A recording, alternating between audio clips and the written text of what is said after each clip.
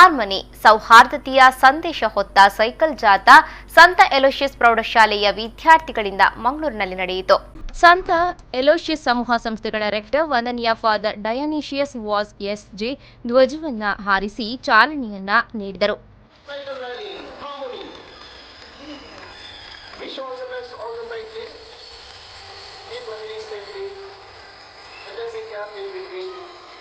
ನಂತರ ಮಾತನಾಡಿದ ಅವರು, ನೀವು ನಿಜವಾಗಲೂ ಉತ್ತಮವಾದ ಕಾರ್ಯವನ್ನೇ ಆರಿಸಿದ್ದೀರಿ. ಸೌಹಾರ್ದತೆ ಮಾನವರೊಂದಿಗೆ ಎಷ್ಟು ಅಗತ್ಯವಿದೆಯೋ ಅಷ್ಟೇ ಪರಿಸರದೊಂದಿಗೆ ಅಗತ್ಯವಿದೆ ಎಂದು ಹೇಳಿದರು. I appreciate the venture, an innovative and imaginative venture of the Bicycle Club. They say most of them are our alumni and our students to promote this bicycle rally that will not only give a message to the city that we all would like to live with others, respect cultures, languages, religions, that all live in a democracy and promote this democracy. ತದಬಳಿಕ cycle ರ್ಯಾಲಿಯು ಶಾಲಾ ಆವರಣದಿಂದ ಬೆಳಗ್ಗೆ 7 ಗಂಟೆಗೆ ಆರಂಭವಾಗಿ lady ಹಿಲ್ವರೆಗೆ ತಲುಪಿ ಅಲ್ಲಿಂದ ಹಿಂತಿರುಗಿ ಬಿಷಪ್ ಹೌಸ್ ಮುಂಭಾಗವಾಗಿ ಸಾಗಿ ಗೊಂಜಾಗ ಕ್ರೀಡಾಂಗಣದಲ್ಲಿ ಸಮಾರೋಪಗೊಂಡಿತು. ನಂತರ ನಡೆದ ಕಾರ್ಯಕ್ರಮದಲ್ಲಿ ಮಿಸ್ಟರ್ ವರ್ಲ್ಡ್ ಖ್ಯಾತಿಯ ದೇಹದಾಢ್ಯ ಪಟು ರೇಮಂಡ್ ಡಿಸೋಜಾ ಮಾತನಾಡಿ, ಶಿಕ್ಷಣ ಸಂಸ್ಥೆಯಿಂದ ಆಯೋಜಿಸಿದ ಪ್ರಪ್ರಥಮ ರ್ಯಾಲಿ ಇದಾಗಿದ್ದು ಇದು ಬಹಳನೇ ಸಂತಸ ತಂದಿದೆ ಎಂದರು. ನನಗೆ ತಿಳಿದ ಮಟ್ಟಿಗೆ ಒಂದು ಶಿಕ್ಷಣ ಸಂಸ್ಥೆಯಿಂದ ಇದು ಪ್ರಪ್ರಥಮವಾಗಿ ಮಾಡುವ ಒಂದು ರ್ಯಾಲಿ ಅಂತ ನಾನು ಭಾವಿಸಿದ್ದೇನೆ.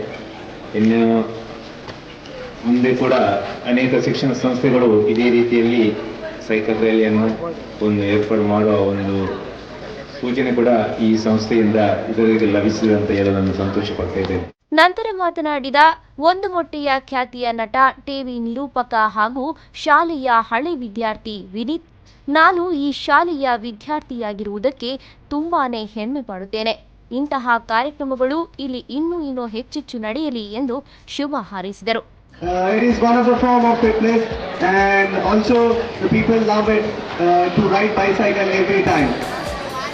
And one thing is a memory for sure that the St. Aloysius High School, and you are very lucky to be the part of St. Aloysius High School, and one day you will feel proud that you have studied in such an institution where all the people look after St. Aloysius College. ರ್ಯಾಲಿಯ ಏರ್ಪಾಡಿಗೆ ಸಹಕರಿಸಿದ ಸರ್ವರಿಗೂ ಶಾಲಾ ಮುಖ್ಯೋಪಾಧ್ಯಾಯಿನಿ reverend father Gerald ಪುತಾದೋ ಎಸ್.ಜೆ. ಅಭಿನಂದಿಸಿದರು.